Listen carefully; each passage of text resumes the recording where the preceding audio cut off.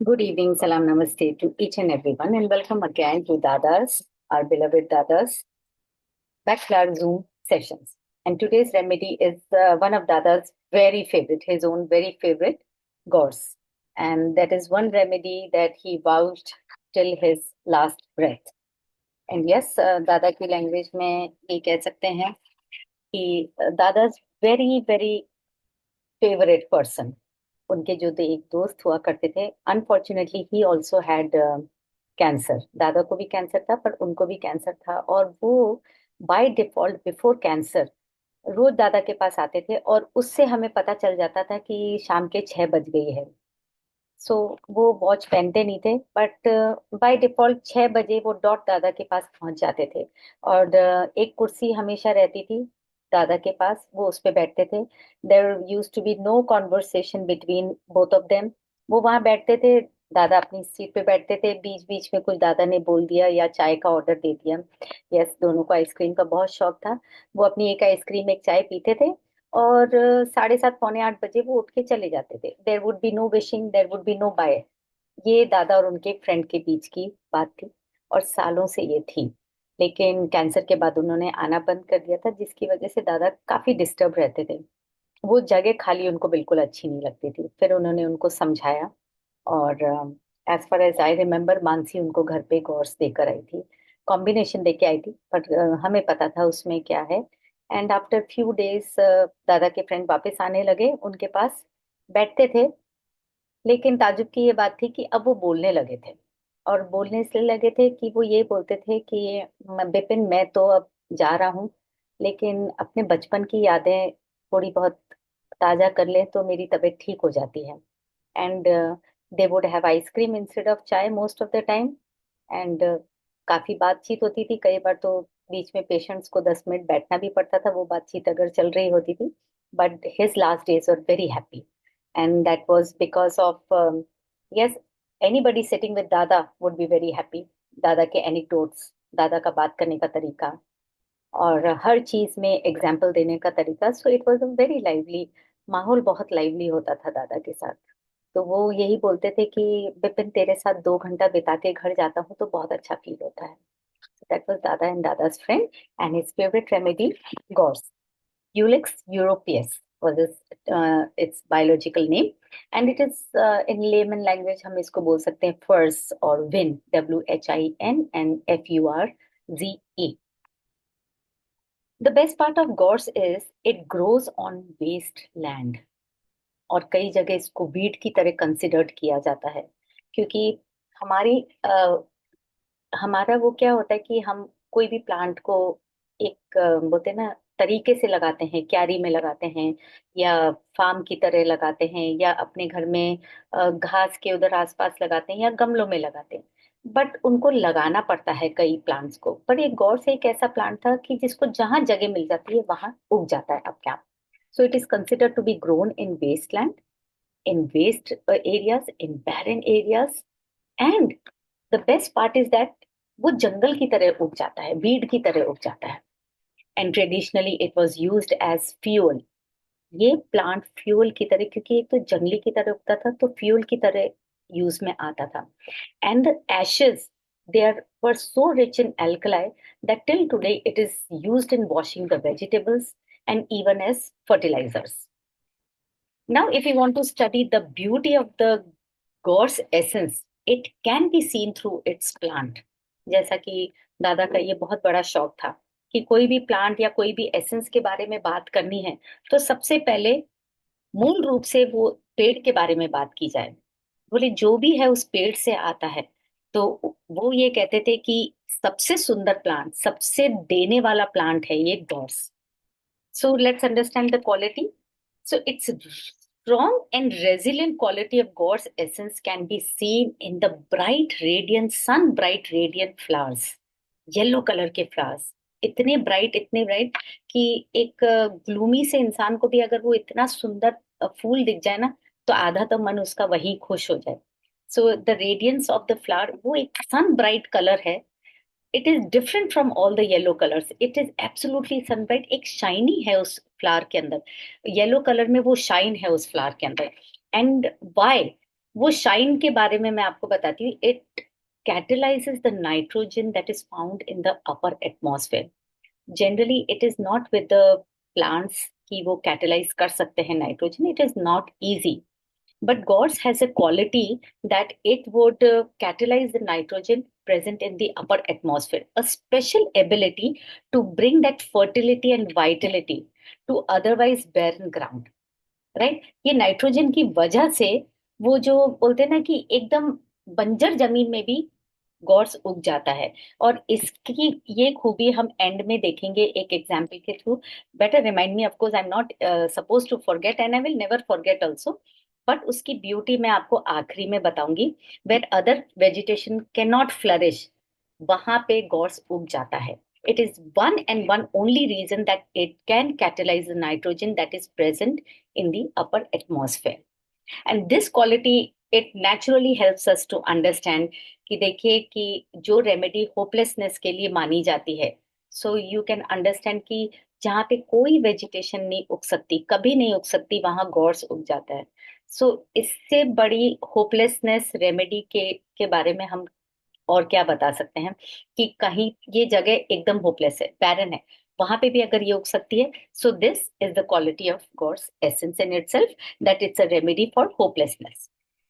Now the saying can itself goes, क्योंकि UK में एक सेइंग हुआ करती थी कि when gorse is out of bloom, kissing is out of season. वहां पे लोगों की ये मान्यता थी, जैसे हमारे यहाँ पे होता है ना कि दिसंबर जनवरी में शादी होती है. सो इट वॉज कंसिडर्ड कि अगर गॉड्स ब्लूम में है तो प्लीज शादियां कर लो, बिकॉज उन लोगों की शादी में kissing is important. So when gorse is out of bloom, kissing is out of season. This is a phrase, a very common phrase in western countries for gorse. And although it burns very easily. इसकी दूसरी hopelessness का जो हम example दे सकते हैं वो हम इससे दे सकते हैं कि ये बहुत रेडिली बर्न हो जाता है, पूरा का पूरा वेजिटेशन बर्न हो जाता है. But fortunately it regrows from its roots. हमको ऐसा लगता है कि ये रूट से जल गया है, और कोई भी चीज जलती है अंदर तक जलती है. But after a while it again grows from its roots. That's reason इसको बोला जाता है कि ये वीड की तरह ग्रो होता है, कि आप कितनी बार भी इसको जला दो ये अपने आप से उग जाता है. दैट अगेन शोज कि how this remedy is very helpful for hopelessness. And medicinally, earlier gorse flowers they were used for to treat jaundice and even scarlet fever. And its seeds, see, there is no notification whatsoever.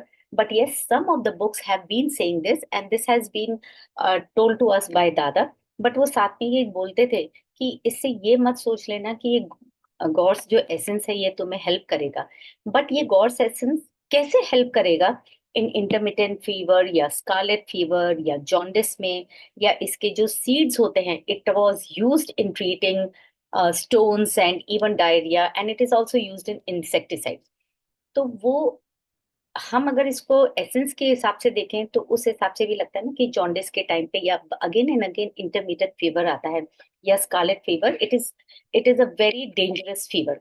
तो उसमें generally क्या होता है कि आदमी का सब्र टूट जाता है कि अब तो पता नहीं मैं कब ठीक होऊंगा, मैं इतना वापस बैक टू नॉर्मल आ पाऊंगा या नहीं आ पाऊंगा. तो अगर हम उसको उस तरीके से देखें तो भी गॉड्स एसेंस काम आता है. बट यस, ये इसके फ्लावर्स और इसके सीड्स काम आते थे. जैसे हमारे यहाँ पे नीम के फूल होते हैं, जो अभी नई नई कोपले आने चालू हो गई, जिसका बहुत यूज होता है.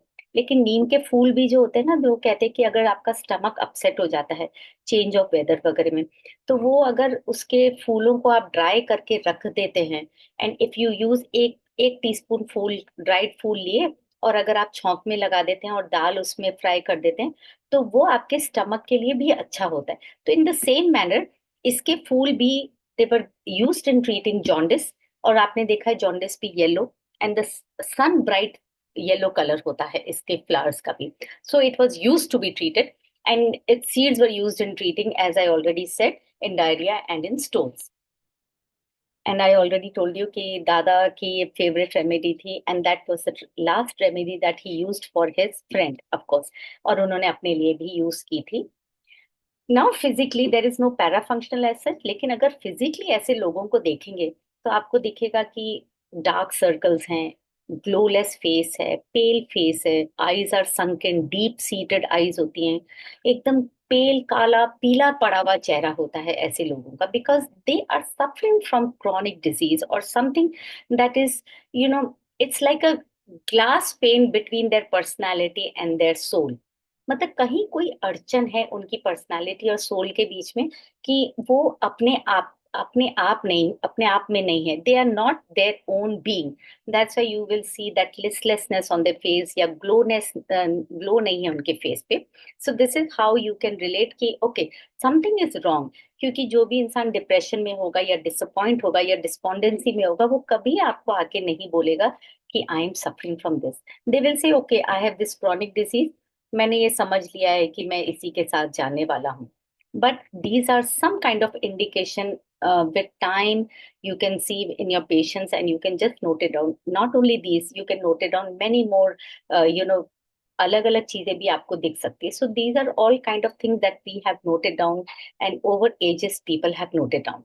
एंड जनरली गॉड्स किड्स नहीं होते हैं, but some of the kids जिनको स्लो लर्निंग होती है, and they have this thing in their mind कि हाँ, मैं दूसरों की तरह बहुत जल्दी नहीं पढ़ सकता, I am very slow learner, you know, they have this thing, yes I am a very slow learner. So generally क्या होता है, ये बच्चे कंपेयर करते हैं स्कूल में, और उनको लगता है नहीं, मैं फिट नहीं हो रहा हूँ, I can not study like others, I don't think so I have that thing in me. तो ये कैसा होता है, it's an re effect of जेंशियन।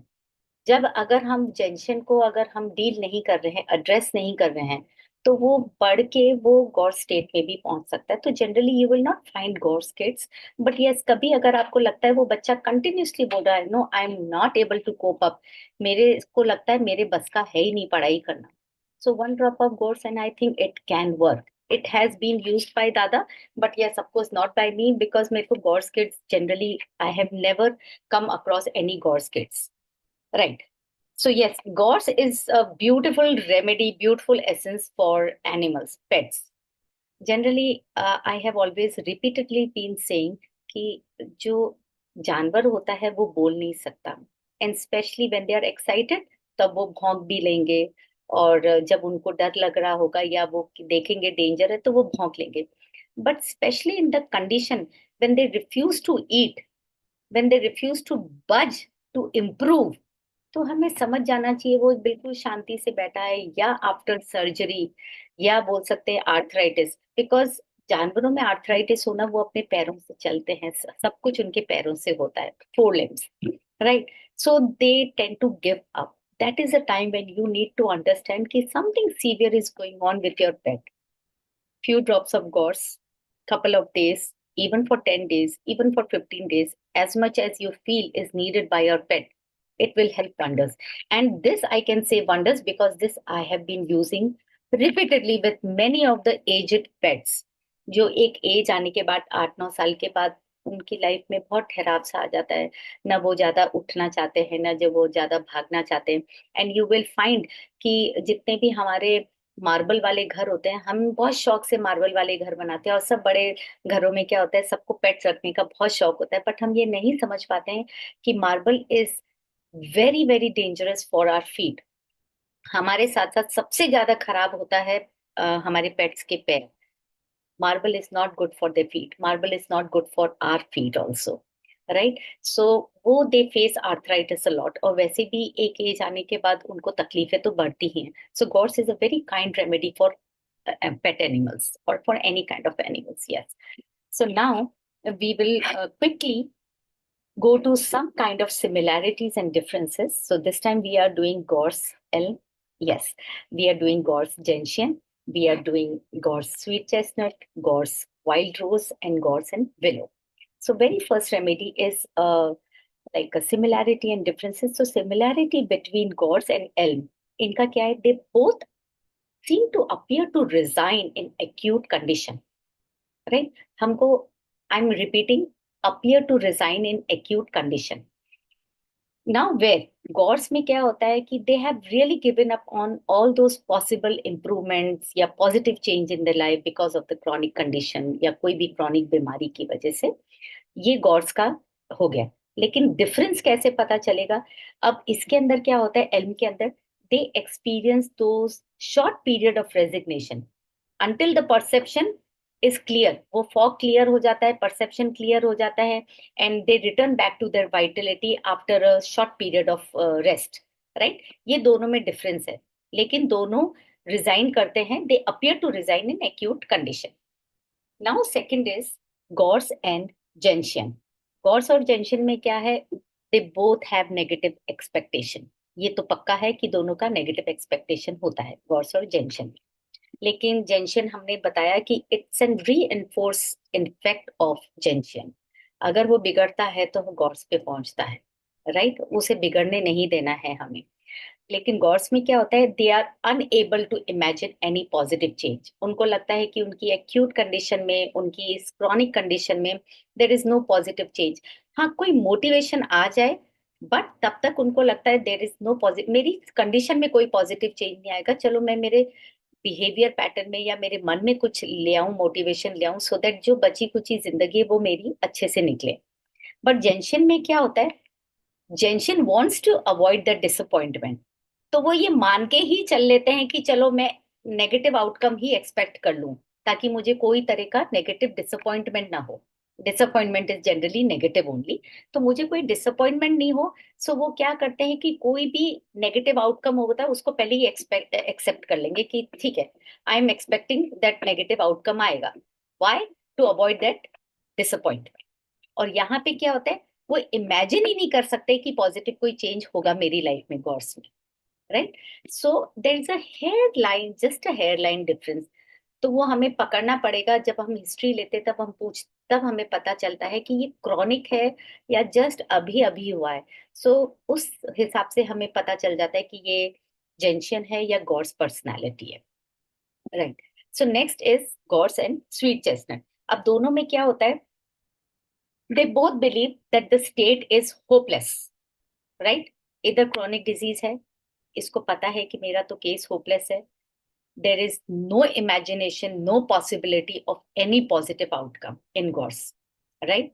अब स्वीट चेस्टनट में क्या है, when in acute crisis they will start feeling hopeless. Crisis है, कंडीशन नहीं बोल रही मैं, इस क्राइसिस में क्या, they will start feeling hopeless, और अंदर डीप डिस्पेयर आ जाता है। मतलब इतना डीप डिस्पेयर आ जाता है कि they can not find their way out. अब उनको पता ही है कि भाई मेरे लिए कोई रास्ता है ही नहीं इधर से बाहर निकलने का। अनलाइक गॉड्स, गॉड्स के पास रास्ता होता है, गॉड्स रास्ता ढूंढता है। लेकिन स्वीट चेस्टनट को लगता है कि बस इतना डीप सीटेड डिस्पेयर है कि there is no way out for me. This is a very short hairline difference. और स्वीट चेस्टनट वाला कभी भी आपको ये नहीं बोलेगा कि मैं खत्म हो गया। Nobody will say like that. बस वो ये बोलेगा चल रहा है, चल रहा है, देखते हैं क्या होता है, मेरे को नहीं लगता कुछ होगा। That's kind of a deep despair, that's a hopeless case. Now next is gorse and wild rose. हमने वो पढ़ा था कि वहां पे there is a kind of they feel, they appear to resign, वे एल्म में और उसमें। अब इधर में कैसा होता है, वाइल्ड रोज में there is an obvious resignation, resigning to your situation, that kind of a resignation I am talking about. So ये सिमिलैरिटी होती है, लेकिन डिफरेंस क्या होता है, तो इसके गॉड्स में क्या होता है, they are aware of the situation कि ये मेरी क्रॉनिक कंडीशन है, there is no possibility, there is no positive change, but through some approach they can be motivated, they can try again, right? This is Gauss. अब wild rose में क्या होता है, somewhere deep level में there is often an unconscious refusal to live. अंदर deep seated वो sweet chestnut में था कि मेरे पास तो कुछ है ही नहीं, कोई रास्ता ही नहीं है। यहाँ पे क्या होता है, unconsciously they refuse to live, that leads to shutting down some part of their life. फिर वो शट डाउन कर देते उस वो पार्ट ऑफ लाइफ का कि नहीं, मतलब मेरे को जीना ही नहीं है। लेकिन कौन सा, that certain part of the life they will shut it down. और यहाँ पे तो क्या है, they will try again. So this is just a difference कि यहाँ पे गॉड्स विल ट्राई अगेन, और वाइल्ड रोज वाला होगा वो पार्ट ही अपना लाइफ का शट कर देता है। They refuse to live in that kind of in that part of a life जहाँ पे डीप डिस्पेयर है, डीप लेवल के अंदर, इन दैट अनकॉन्शियस लेवल के अंदर है। So that is a difference, right. और इसको है ना, और ब्यूटीफुल तरीका है, कभी आपको कोई केस आता है and when you are wondering कि इसमें गॉर्स जाएगा या वाइल्ड रोज जाएगा, या अगर आपको लगता भी है कि वाइल्ड रोज जाएगा, मेनी ए टाइम्स मैं और सोनल मैम बोलते हैं कि प्लीज ग्रुप पे डिस्कशन कीजिए। अगर आपके पास केस है और अगर आपको कंफ्यूजन है, और नहीं भी है confusion, but you have tried the remedy, it has worked it out, please share your case. और अगर आपको लग रहा है कि नहीं हो पा रहा है, कहीं ना कहीं I am missing something, please share the case. इतने सारे मेंबर्स के अंदर कोई ना कोई आपको बता देगा, and there we can learn the differences, the similarities. This how दादा यूज्ड टू टीच अस। क्योंकि कई बार कैसा होता था, केस स्टडी के बाद we three were suppose to write the remedies, और होम्योपैथी भी बताना पड़ता था। अब सवाल उठता था कि तुमने ये क्यों सोचा, तुमने ये क्यों सोचा, then he would take us back to the case, कि चलो केस पे वापस चलते हैं। So you know, discussion will help you to understand the similarities and the differences. So the last similarity and differences between gorse and willow. अब दोनों में क्या होता है, they both frequently identify themselves as victims, right. दोनों में victim तो है ही ना, क्योंकि यहाँ पे they are convinced, they are putting up with the negative situation, और इनको कन्विंस हो गया कि ये कोई पॉसिबिलिटी नहीं है चेंज आने की। ऑफ कोर्स कुछ मोटिवेशन आ गया, कोई अप्रोच आ गया, that is a different thing, but passively they will keep on suffering because of that chronic disease. मन के अंदर तो passively they are suffering, so they are the victims, right. अब विलो में क्या होता है, they will blame the fate. They will say that things have not been fair to me. They will try to pass on the buck to someone else. They will be bitter throughout their life, right? मतलब उनका कैसा है, चल रही है जिंदगी, चल रही है, लेकिन कभी भी अपने ऊपर ब्लेम नहीं लेना है, या तो फेट है या कोई और है, घर वाले कोई और हैं, and they will always be bitter. Gorse bitter नहीं होता है, गॉड्स पैसिवली सफर करेगा, रिजाइन कर देता है, right? So these were few similarities and differences. And as I said, by the end, I will share couple of things that yes, of course, बहुत सुंदर था वो जो दादा का तरीका था। एक दादा ने मुझे एक प्लांट कभी गिफ्ट किया था, and after a year I was like कि दादा ये प्लांट चलते चलते कुछ प्रॉब्लम हो रही है। अ, तो दादा ने बस इतना से ही पूछा था, तुमने क्या किया इसके साथ, जगह बदली या गमला बदला। मैंने कहा दादा गमला बदला, बिकॉज आपने छोटे गमले में दिया था, मैंने उसको बड़े गमले में ट्रांसफर किया। बोले जगह बदली, मैंने कहा नहीं, मैंने जगह तो नहीं बदली। तो उन्होंने बोला कि any time you want to change the pot, so encouraging the limpness in the plant, बोले गॉर्स ऐड करो। मैंने कहा इसके साथ कुछ और ऐड करूं, तो बोला सिर्फ गॉर्स देना पानी में, और सिर्फ 3-4 बार देना, that plant is still blooming at my place. So you can also try, because एक तो definitely my faith in Dada, my faith in Backflood, and your faith and your remedies can not only help you but can help others also. और एक और beautiful चीज,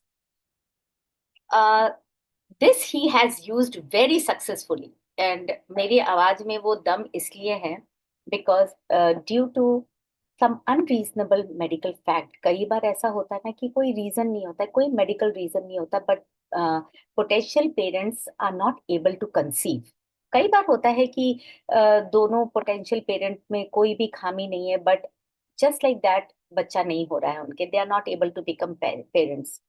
सो in 4 cases, आज भी उनके phone आते हैं, in 4 cases we have used this very successfully, gods, holy, sob and walnut.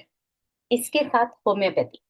देखिए सिर्फ ये नहीं होगा, ये तो आपकी मेंटल कंडीशन, क्योंकि जो पोटेंशियल पेरेंट्स होते हैं ना, डिस्पाइट सेवरल मिसकैरेजेस या बिना मतलब के नहीं कंसीव कर पा रहे हैं, सो कहीं ना कहीं वो लोग हताश हो जाते हैं, राइट। सो वो हताश के लिए कि how to bring back from that हताश, और हताश भी हो जाते हैं, और आपस में बिटरनेस भी आने लग जाती है।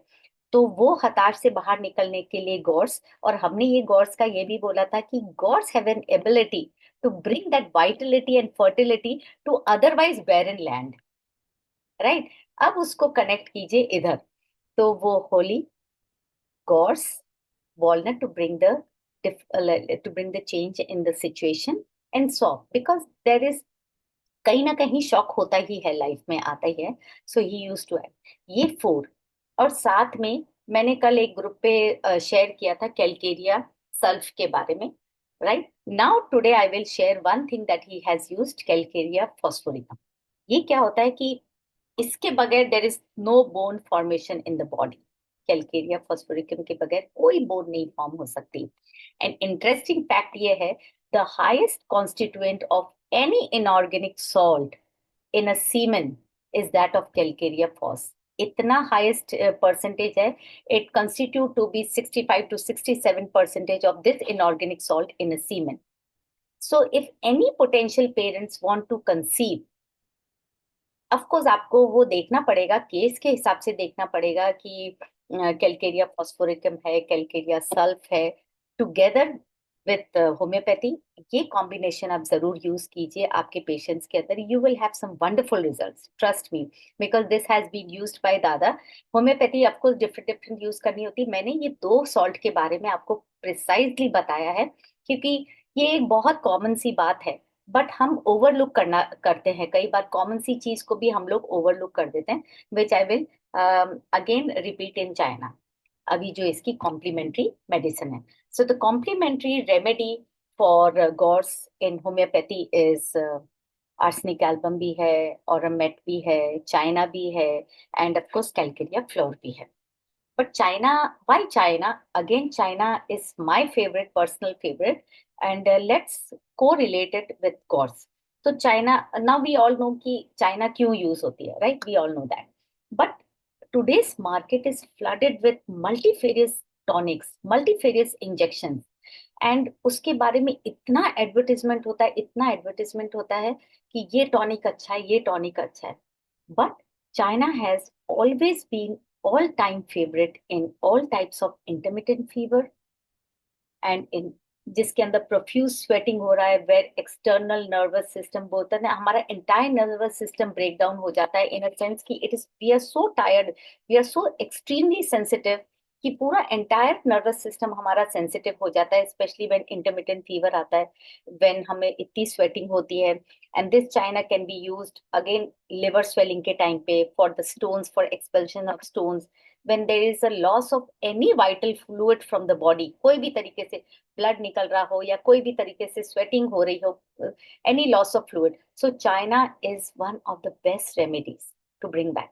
तो अब उस होता कैसा है कि चाइना तो चलो एकदम फिजिकल बॉडी पे अटैक करेगी आपको to bring back you from that chronic thing, but again by, because mentally क्या होता है कि जब इंसान बीमार होता है, लिवर स्वेलिंग है या स्टोन है, तो क्या होगा, the person will mentally become apathetic, एकदम इंडिफरेंट हो जाएगा, ग्लूमी हो जाएगा, they will be no desire to live, but at the same time they will not have any courage to die. I am not saying कि live as in live, but यह सबको उनके पास कोई करेज नहीं होगा, दे विल नॉट कि मैं मरना चाहता हूँ, ऐसा नहीं है। But these conditions they are so sensitive कि उसका कोई मतलब उसकी जीने की एक बार को इच्छा खत्म हो जाती है। तो यहाँ पे टॉनिक की तरह जो काम करती है China, it is a wondrous remedy. So it is supposed to be a complementary remedy. Yeah, and I will not waste much of my time and your time also because I am planning to invite Sameer sir. Sameer sir के पास इसके लिए बहुत अच्छी में चीज है। I don't think so Sameer sir is there today. Doctor Ahmed भी नहीं है आज, surprised. Anyways, so this was entirely from my side, and China is also known as Peruvian bath. But doctor Mahesh हैं, प्रदीप हैं, हीना जी हैं, या आसिफ हैं, आसिफ सर हैं, any one of you, you can unmute your self, और अगर आपको गॉर्स के बारे में या इसकी कॉम्प्लीमेंट्री रेमेडीज के बारे में, होम्योपैथी रेमेडीज के बारे में कुछ बोलना है, so most welcome. And any one of you from here also, किसी को बोलना है, so most welcome. Kindly unmute your self, we would like to have some good perspective of this remedy from others also. ये बहुत अच्छा होता अगर आज समीर सर होते तो। And guys, you can put your questions also in the chat box. We can take.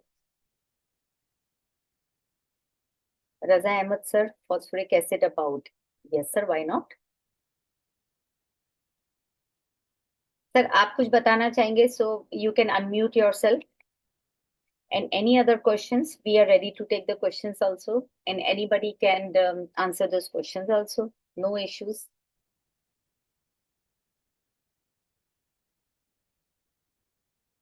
So this was all from my side, of course. And if we have no one who is going to say or ask questions, we can end the meeting. Thank you so much for being with me and for being with, bearing with me with all that blah blah of Gauss. If anything left, you can share it on the group. Thank you so much, everyone. Yes Pradeep ji, very helpful for cancer patients, क्योंकि वो लोग finally हताश हो जाते हैं अपना cancer fight करते करते. सो अभी मैंने आपको एग्जांपल दिया था दादा के फ्रेंड का और दादा का भी. दादा अपने 5th day of operation he was back on his seat to see the patients. और एक गॉड्स रेमेडी थी. कई बार वो बोलते थे अब मैं बहुत थक गया हूँ, तो फिर हम मजाक करते थे आपकी फेवरेट रेमेडी ले लीजिए. बोले फेवरेट रेमेडी लेकर ही मैं रोज बोलता हूँ. So yes, of course, it was his favorite remedy and very good remedy for cancer patients to bring back in life. कि वो वापस जितना भी जी रहे हैं वो अच्छे से जिए. So yes, of course, very helpful in skin disease. Yes, sir.